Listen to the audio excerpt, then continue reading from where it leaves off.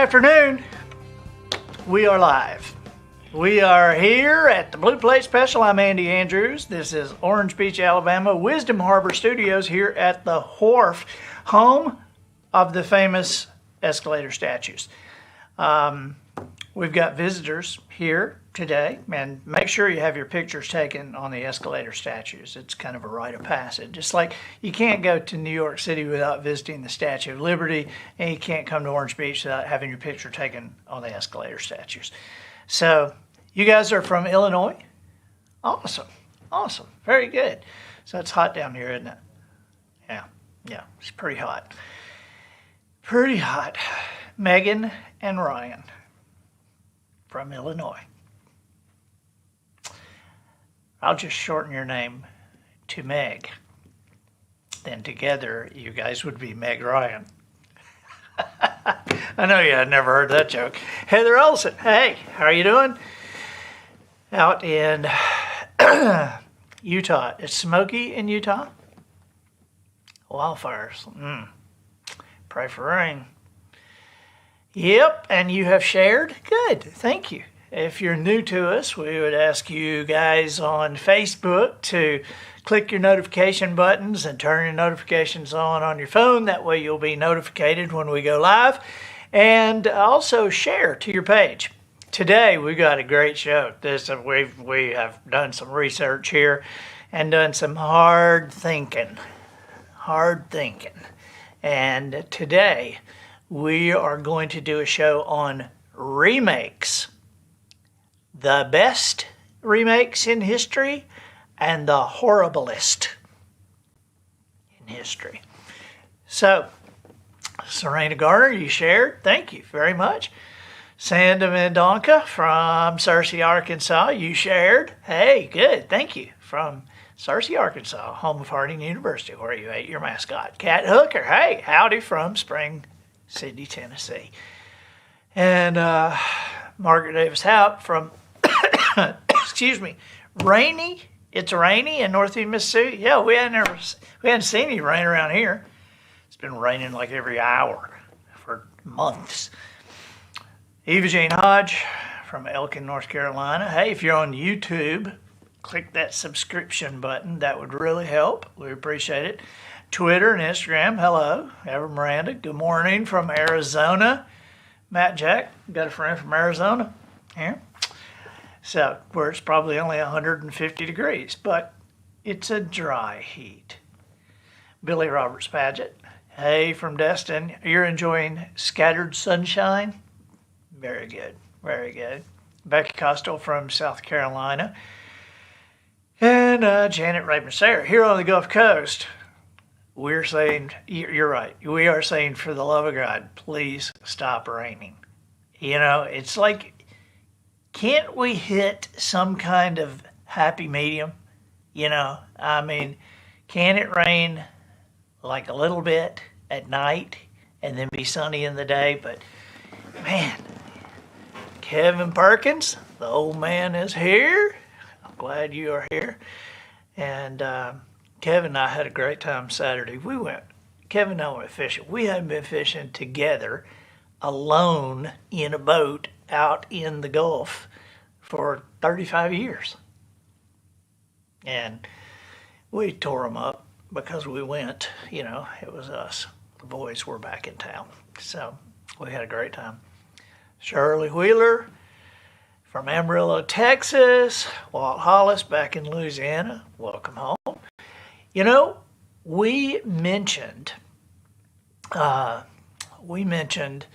last, when was this? Today is Tuesday, right? So it's Thursday that we mentioned that the 7 decisions have been made into music.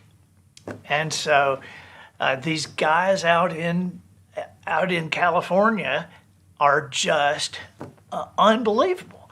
And so they have they've done all 7, and so the first one is already released. Can we play that clip of that song? And you can actually see the entire video on Facebook. Will we post that again today? You think, Little M? Okay. All right, we'll post that on Facebook again today. But you can see, but here is just a clip of it, and just, there you go.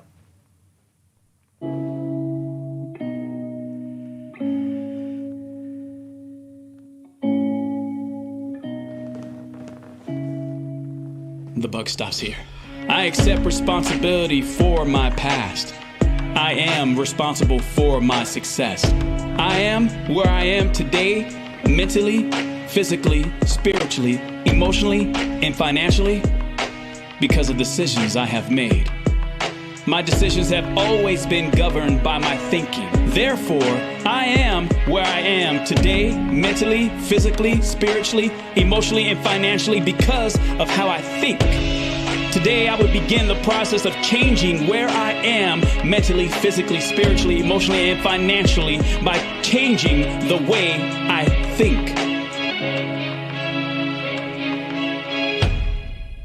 Wait till you see the whole video. Wait till you hear the whole thing. There's Armin Newton and Albert Burgos Jr. out in California. Albert is a musician and composer, and Armin is a voice actor and an MC for NBA games, and so they read the Seven Decisions and Traveler's Gift and loved it and just wanted to do something with it. And we talked on the phone several times. They did it, and it's just awesome. People are just loving it. And so I'm very grateful to Albert and to Armin. And I see Albert's watching. Hey, Albert, how are you doing? And so you guys did such a great job on that. And we're seeing people are posting it on their social media and everything. So that is just great. So Meadville, Mississippi, Aaron Comer, and Kathy Atkins. You like the shirt? The shirt is from Sand Dollar Lifestyles, right down here, the cornerstone of the wharf. And Deanna Kilpatrick, you enjoyed the talk with Tack Robinson. That was the professional noticer that was released this morning. And Tack Robinson is the CEO of the Confluence Group, who is the marketing arm of Honey Break, who is just like one of the greatest outdoor places in the history of the world. But it was a great interview. You know, Tack spent 26 years with Mossy Oak, and he knows about the outdoors and about the outdoor industry. It was a great time. Cookie Wagner Woods. That just rolls right off the tongue. Okay, here we go. We're Les Dawson, hi from Utah. You ready to get into the remakes? Now, here's the thing. Remakes can be awesome and they can be painful. You know, I mean, when they redo a movie or a television show or a song or something, I mean, you know, especially when they redo something that you liked, it's tough to see. This is not on the list, but you remember the song that John Anderson did, Swangin'? Remember that? I mean, that is just oh, come on, Little M, you don't remember that? I'm going to play that for you when we get through this show. But that song is just like, it's kind of weird, but it's iconic. And then I was in a grocery store the other day, not Publix. I was out of town. I was in some grocery store, and I heard some cheesy version of Swangin' that somebody had done. It was awful. It's like, why are you going to remake a song like that? Okay, so here are what I consider to be some of the very best remakes, and just a little bit about the remake. So, in 1969, Proud Mary was done by Creedence Clearwater Revival, and it was great. It was great by Creedence Clearwater Revival. But in 1971, when Ike and Tina Turner did it, that was the version. I mean, that was just a great remake. So, I mean, that's the one that when I hear, I want to jump around the room. Okay, so in 1961, there was a hit film in Japan, and it was named Yojimbo Fistful. Got any idea where we're going with this? It was a hit movie, Yojimbo Fistful. And then in 1964, Clint Eastwood made A Fistful of Dollars. And in 1964, that launched the spaghetti western genre. And if you wonder why they call them spaghetti westerns, it's because back then it was cheaper to make movies in Italy than it was in the U.S. And Sergio Leone started making those westerns in the hills of Italy, and so they call them spaghetti westerns. And but Clint Eastwood in A Fistful of Dollars, that was his first one as that guy with no name, right? And he comes to town, gets caught in the middle of this rivalry, and right at the first of the movie, I mean, you just know this Eastwood guy is just gonna be just bad to the bone. You know, he comes in with the poncho and the flat hat, the cigar in his mouth, and he's riding a mule. And these three guys get on him, and they start yakking at him and saying, "What are you doing in town?" And then they pull out their guns and they shoot at the mule's feet, and the mule, panics, and it kind of runs down the street, and they're shooting at the mule's feet, and they're laughing. And then Clint Eastwood comes walking back around the corner. And he's just walking up the street, and he passes somebody in the bar, somebody in the barber shop. Then he passes this guy that's making coffins. There's an old man making coffins. And he says, "Gonna be needing 3 coffins." And then he gets up to those guys, and there's several of them around. And they say, "What are you doing back here?" He says, "You need to apologize to my mule." And they're laughing. "You shot at my mule. And my mule don't like being shot at. But I'm sure everything will be fine if you just apologize." And then they start laughing. And he says, "Are you laughing at my mule?" And then he gets real serious. And one of them just makes a move toward his gun, and he goes, "Bam, bam, bam, bam!" And they all fall over. And he walks back by the coffin guy, and he says, "My mistake. Make that 4 coffins." That is a great remake.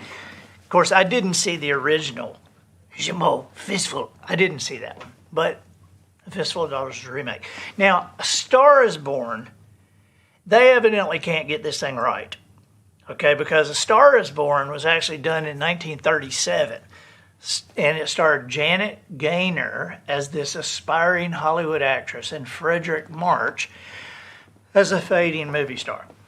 Then in 1954, Judy Garland and James Mason redid that. Remember James Mason? I don't. So in 1976, Barbara Streisand and Chris Christopherson remade A Star is Born, which the Christopherson role, do you know they offered that to Elvis? They actually offered that role to Elvis, and Colonel Parker made him turn it down. And he had to do like Girls, Girls, Girls, or Viva Las Vegas, or something serious like that. But Polly, my wife really likes Chris Christopherson, but she really likes Bradley Cooper, and I don't. I think he's just,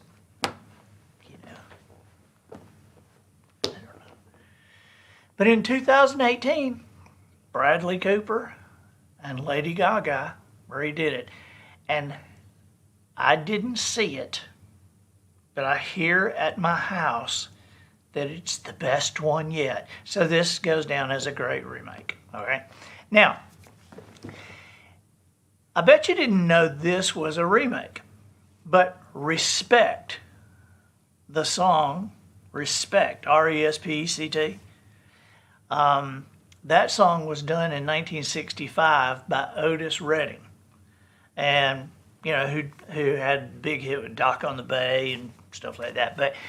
But when Aretha did it in 1967, she owned it.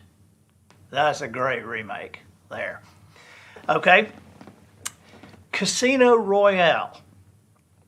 Casino Royale was an Ian Fleming novel that came out in 1953 about the spy, 007, James Bond. In 1954, a U.S. television adaptation of Casino Royale was done. And then in 1967, a film on Casino Royale was done. But then they got rolling. And the 21st Bond film, Casino Royale, that was Daniel Craig's first James Bond turn. And I'm telling you, that, to me, that's the best Bond movie ever. I mean, that's the best. And I mean, you say what you want about Sean Connery and Roger Moore and Timothy Dalton doesn't count and Remington Steele. You say what you want, but Daniel Craig had a meanness. No love for Pierce? What? No love for Pierce? Pierce Brosnan? Yeah, I said Remington Steele. Oh, is that him? Yeah, he was Remington Steele on TV. Oh. And he was offered the role as James Bond, but Remington Steele, what do you call it? They renewed for another season. And so he couldn't take it, so they gave it to Timothy Dalton, who was he was just not good. I didn't like him. And then I liked Sean Connery, but Roger Moore kind of made it funny, and they had Jaws, that guy that just wouldn't die, and but then when they did Casino Royale, oh my God, I mean that one, I love that. SB says she loves Sean Connery. Thank you, SB. Thank you. I love you too. Marcy Crosser Taylor, you didn't care for Daniel Craig as 007? Christy says that Daniel Craig is the best. Okay. I know everybody has their favorite Bond, James Bond. Everybody has their favorite. And Daniel Craig is mine. Okay, here we go. The song is Georgia on My Mind. And it was first recorded by Hoagy Carmichael and his orchestra in 1930. Did you know the song was that old? I didn't. But in 1960, Ray Charles did it, and he still owns it. I mean, Willie can do it, anybody can do it, but Ray Charles owns that song, Georgia on My Mind. Okay, here's a really, really interesting one. This is a really, really interesting. This is in my top 2 of the most interesting and greatest remakes. There was a song that was written and recorded in 1966 by a guy named Dallas Frazier. And the song was kind of weird.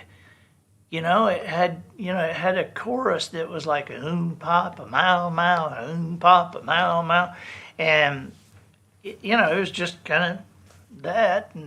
And so, but then it was redone. Now, I knew that this song had been redone. I just didn't know that this guy did it. But in 1970, Kenny Rogers did Elvira. So, and I've heard it. And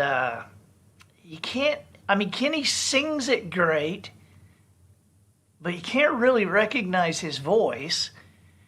And on the chorus, it's just, it's all just papa mow mow, papa mow mow, and all in the same key, I guess, or on the same register as the rest of the song. Then in 1978, Rodney Crowell did it.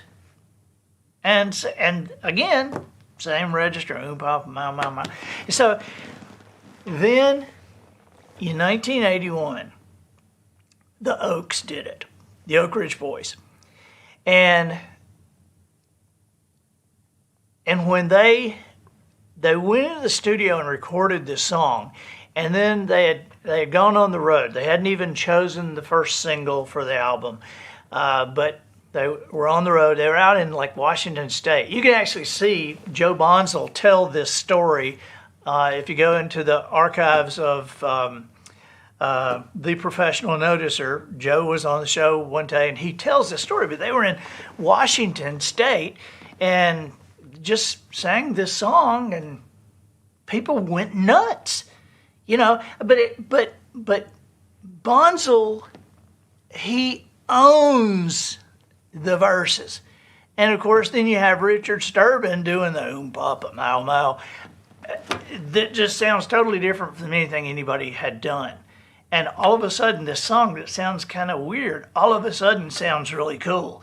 And so this became their signature song. But the audience had them do it again, and then the next night they did it somewhere, and a standing ovation in the middle of the song, and people are going nuts. And so they called the radio, or the publisher, the producers, and said, hey, I think we got something here. And they did. Okay, so that is like one of the greatest remakes in history. Now, here is a remake. This is the last of the great remakes. And this is a remake that when I found out they were remaking True Grit, that somebody was remaking True Grit, I was like, what? Why would you remake a movie that's a classic? Well, you got John Wayne, for God's sake. You got John Wayne, Robert Duvall, and Glenn Campbell, and Kim Darby. I mean, this was a massive movie. How you couldn't do anything but fail, I thought. And then Jerry Anderson and I were out in California, had the afternoon off, and we went to a theater, and it was like one of those 12 plexes, and there wasn't anything we even remotely wanted to see but True Grit, and we said, let's go see that. And we went in, and about 15 minutes in, Jerry leans over to me and says, are you liking this? I'm loving this. And I said, I am too. Well, the 2010 Coen Brothers version of True Grit is Jeff Bridges, Matt Damon, Josh Brolin, but the MVP of the movie is Haley Steinfeld as Maddie Ross. But man, that movie is so good. If you haven't seen the remake of True Grit, and now I go back, I look at the first one, I'm like, yeesh. I mean, they didn't remake it. They just killed it. I mean, it was just incredible. And one of the things that you'll notice in the remake, there are no contractions in the dialogue. Do you know this man? I do not. Please hold your fire. I will. I mean, no contractions. Okay, so anyway, watch True Grit. Here are the 10 worst remakes in history, okay? Number 10, start with number 10. 1984's Red Dawn was great. It was an iconic movie with Patrick Swayze, C. Thomas Howell, Leah Thompson, Charlie Sheen. I mean, and you know, the Russians are invading and they're in class, and you just felt like, man, that could really happen. But then they redid it, and my boy said, it was 2012, and my boy said, hey, Dad, there's a movie called Red Dawn. And I'm like, what? And they said, yeah, it's about the Koreans come to America. And I mean, it was just not right. You know, I mean, they liked it because they hadn't seen the other one, but it was not right. You know, it's like a hostile takeover, you know, with Korea. And it just wasn't good. Okay, so number 9. Number 9, we have always loved Dr. Seuss, the holiday classic, How the Grinch Stole Christmas, the cartoon with the song, You're a Mean One. I mean, that was done in 1966, and we would watch it every year. And I don't know why I went to see the live-action remake. But I was like, that's Jim Carrey in a green suit. And I was horrified that Opie had directed that. I don't know if I can agree with that one, Andy. I didn't ask you. Yeah, one of the best. I mean, that, you know, you shouldn't remake a cartoon. You shouldn't do a live action of a. It's just, that was awful. Okay, it was awful. My opinion. It's my opinion. Shoot me. Okay, number 8.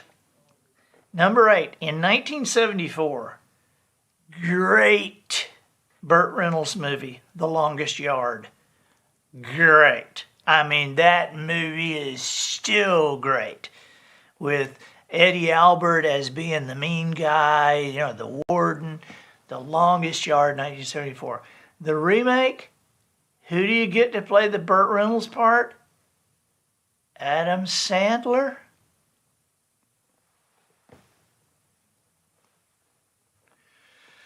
And your dad is on here, Matt. Your dad says, agree to disagree on the Grinch.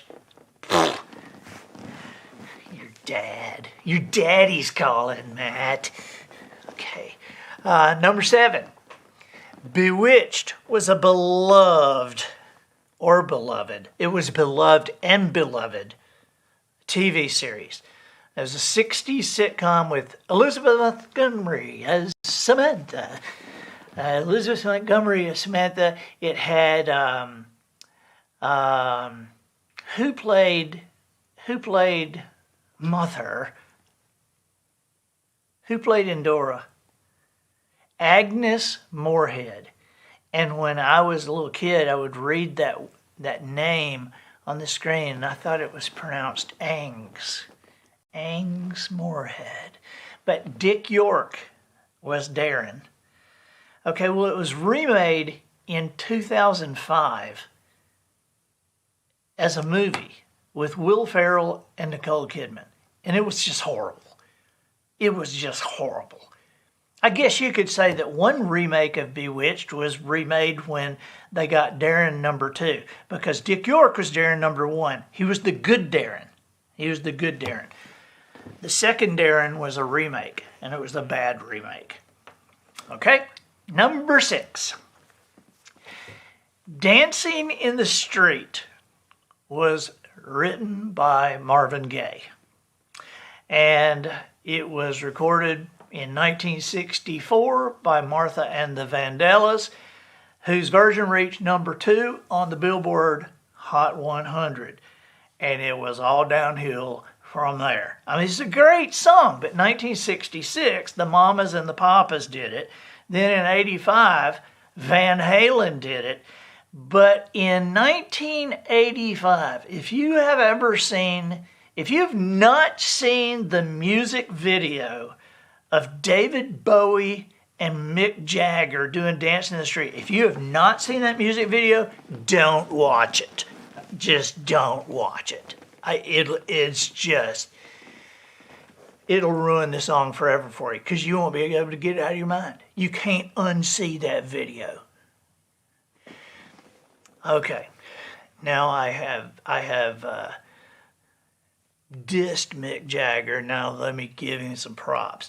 Number five, the Rolling Stones in 1965 did I Can't Get No Satisfaction. They owned it. They still own it. Even though in the year 2000, Britney Spears covered it. Yikes.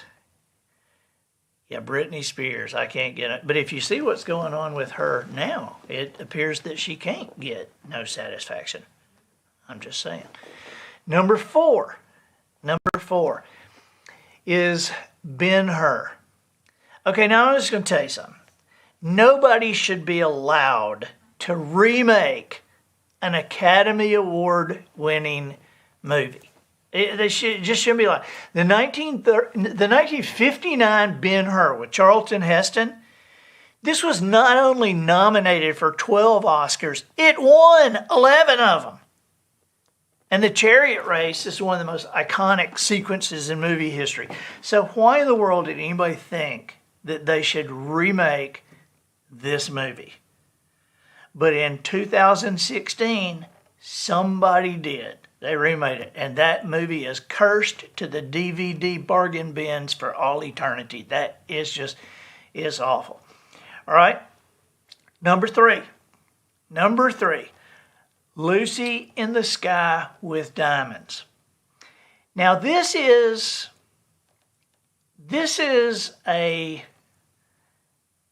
could go on both lists, actually, as a great remake and a horrible remake. But the Beatles recorded Lucy in the Sky with Diamonds in 1967. And then in 1968, it was done by William Shatner, Captain Kirk. And I read a critic's review of his Lucy in the Sky with Diamonds, and it said that it was a blasphemous version.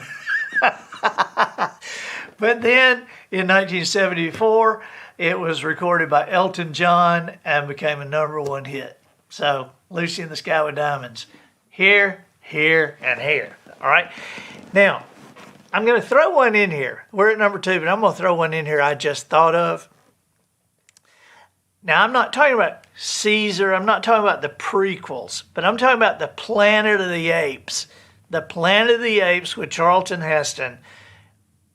The original Planet of the Apes with Charlton Heston. That was good. And then they redid it with Mark Wahlberg. It wasn't good. But they had that same... Because I remember being a little kid and, evidently humans couldn't talk when the apes took over the planet. And Charlton Heston had hurt his throat at first. And then when it got better, he knew that nobody could talk to him. And I was a little kid and I was in the movie theater by myself. And a chimpanzee in a suit grabbed him. And Charlton Heston said, "Get your hands off me, you dirty damn ape." And I was like, because he said damn in the movies. Okay, number 2. This one is an odd one because I just heard this on television a couple of weeks ago. I heard a TV preacher. Now, this category is bad remakes, okay? The original was John 3:16. The original was, "For God so loved the world that he gave his only begotten Son, that whosoever believeth in him should not perish, but have eternal life." That is the original. Now, I don't know what kind of guts you got to have to think that God needs a redo on that. But I wrote down what this preacher said because I recorded it and went back and looked at it. And here's what he said.